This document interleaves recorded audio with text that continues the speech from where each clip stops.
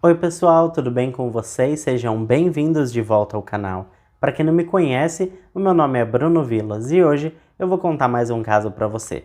Se você está chegando por aqui agora e ainda não é inscrito no canal, eu já te convido a se inscrever no canal e ativar o sininho para não perder as notificações, porque assim, todas as vezes que eu publicar um vídeo novo, o YouTube te avisa e você corre aqui para assistir comigo. Eu te convido também a me seguir nas redes sociais, porque por lá eu estou sempre interagindo com vocês e também publicando conteúdos diferentes dos daqui do YouTube. Mas agora vamos para o que interessa e bora pro caso de hoje.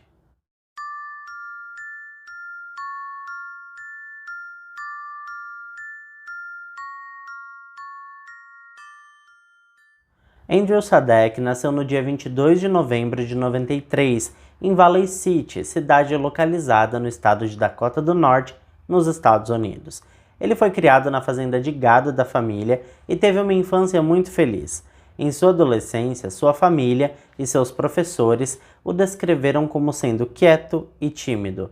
Depois de se formar na Valley City High School, ele começou a frequentar a North Dakota State College of Science, mais conhecida pela sua sigla NDSCS, que ficava localizada na cidade de Wahpeton. Andrew estava no segundo ano do curso de engenharia elétrica quando sua vida virou de cabeça para baixo. Ele planejava fazer um mestrado após a formatura, mas esses sonhos se tornaram bem mais distantes no ano de 2013, quando Andrew começou a vender pequenas quantidades de entorpecentes no campus da faculdade. Em 2 pontos, ele vendeu a um informante disfarçado cerca de $80 em maconha, e foi quando tudo começou a dar errado para o jovem, que na época estava com apenas 20 anos de idade. $80 de maconha seria o equivalente a 3,5 gramas do produto. Nesse ponto, eu acho importante dizer para vocês que o Andrew não era um traficante profissional de alto escalão. Ele não costumava ter quilos e quilos de drogas para vender. Na verdade, era uma coisa mais informal, sabe? Ele basicamente comprava para seu consumo e acabava revendendo para algumas pessoas em pequenas quantidades. Eu não estou querendo diminuir a problemática das atitudes do Andrew, gente. Longe disso. O intuito é apenas descrever e inserir vocês de uma forma mais detalhada no contexto em que ele vivia. Independente da quantidade, vender drogas em um campus universitário é crime, e por isso, em novembro de 2013, agentes da Força Tarefa Antidrogas da Southeast County Agency vasculharam o quarto do Andrew, e eles acabaram encontrando um moedor contendo resíduos de maconha. Esse tipo de moedor é mais conhecido como deschavador. Essa descoberta dos agentes antidrogas agravou mais ainda a situação do Andrew. No dia seguinte, Andrew foi chamado até a delegacia para prestar esclarecimentos. Os policiais informaram o jovem de que ele enfrentaria mais de 40 anos de reclusão por tráfico de drogas, além de ter que pagar multas que chegariam em torno de $40 mil. A gente sabe que provavelmente ele não receberia essa condenação, e os policiais, na verdade, estavam tentando intimidar o jovem porque tinham planos para ele. Tanto que disseram ao jovem que ele poderia se livrar desse problema caso aceitasse ser informante disfarçado da polícia. O jovem teria que descobrir outros traficantes e denunciar para os agentes da lei. Caso ele aceitasse, a acusação contra ele se tornaria apenas um aviso de pequenos delitos. Andrew acabou cedendo e aceitou a proposta dos policiais. Agora pensa bem, esse tipo de trabalho pode ser muito perigoso, gente, principalmente para um jovem despreparado que não teve nenhum tipo de treinamento para lidar com essas situações. Imagine o que poderia acontecer caso algum traficante descobrisse que o Andrew era um informante.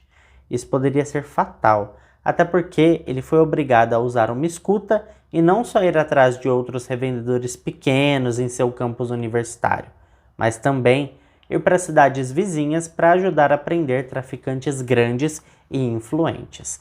De acordo com a própria polícia, essa era a forma que eles tinham de ajudá-lo a evitar as acusações e multas pelos seus delitos. Os investigadores não disseram se informaram ao jovem da natureza perigosa de seu trabalho, mas eu acredito que o Andrew devia saber onde estava se metendo, né? Nos 3 meses seguintes, Andrew foi obrigado a fazer 3 compras no campus.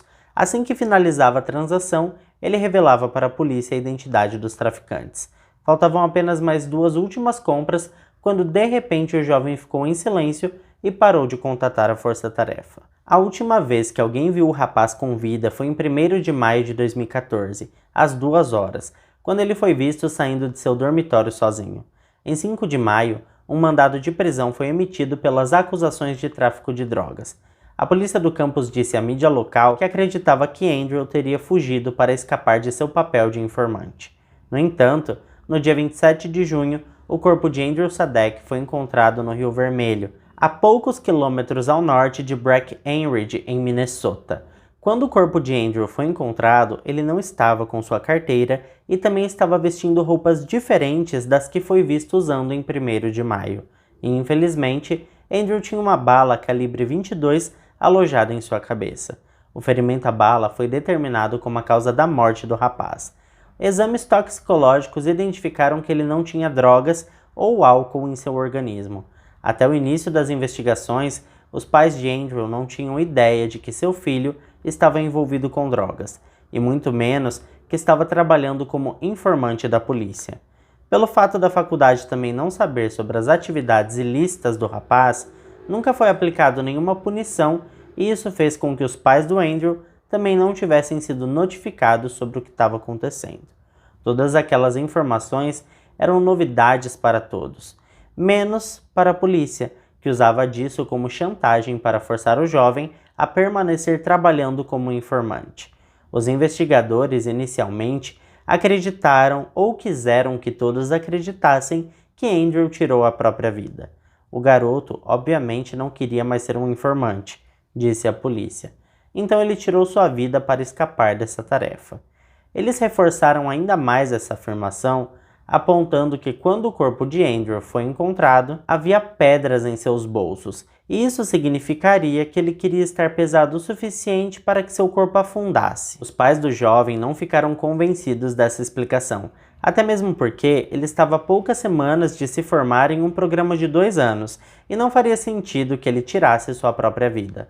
Ele tinha uma nova namorada e até tinha planos para o fim de semana subsequente ao seu desaparecimento. Essas descobertas foram ainda mais duras para os pais de Andrew, porque eles já tinham perdido outro filho chamado Nick em 2005, quando um trem atingiu seu caminhão.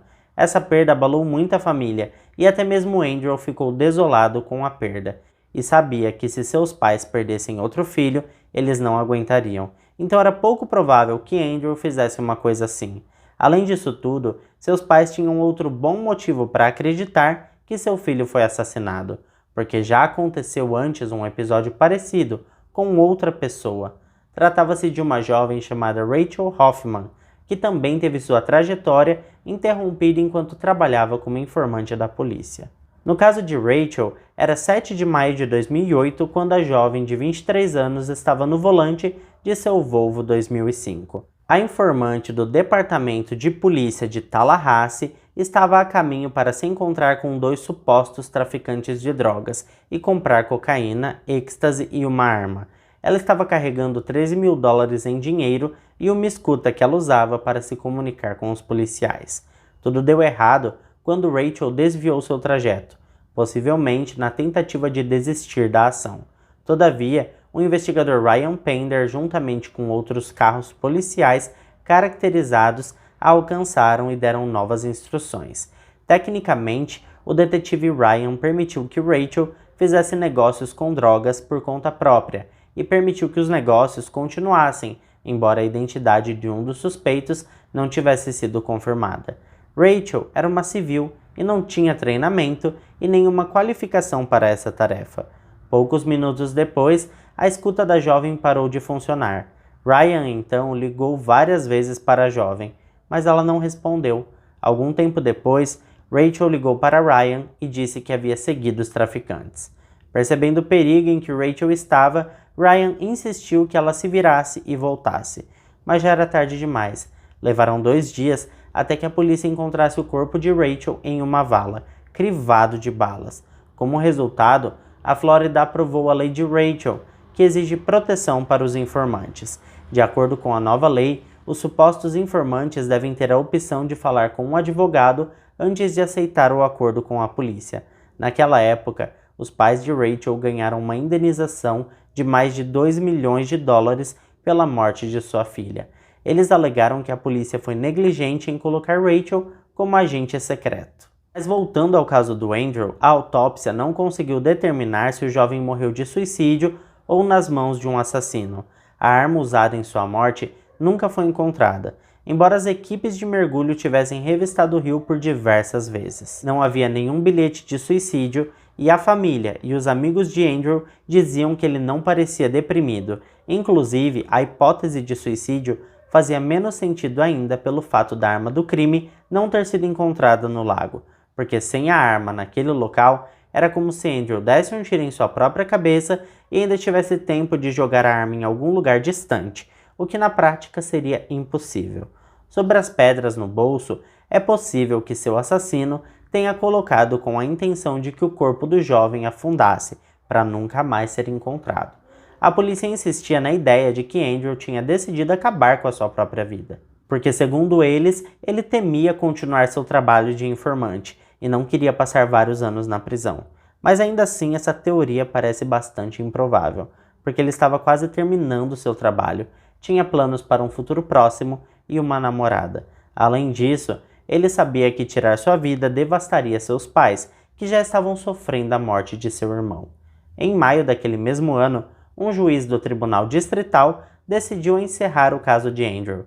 Isso gerou bastante revolta popular, e em dezembro de 2019, os pais de Andrew conseguiram uma audiência para levar a morte do filho até a Suprema Corte de Dakota do Norte. Os pais do jovem alegaram que seu filho foi enganado quando foi recrutado para ser informante. Especificamente, o casal acusou o condado de Richland de negligência, fraude e engano. Tatum O'Brien, advogado que representa a família Sadek, disse que enviou um relatório de especialistas contendo 112 páginas que demonstram que a ação da polícia em recrutar Andrew foi imprudente e não estava dentro dos padrões nacionais. Por essa razão, ele defende que o próprio departamento de polícia colocou o jovem em perigo. No entanto, no dia 15 de setembro de 2020, em uma decisão de 4-1, os juízes da Suprema Corte disseram que o juiz Jay Schmitz, do condado de Richland, estava certo em rejeitar o processo de John e Tammy Sadek contra o condado de Richland.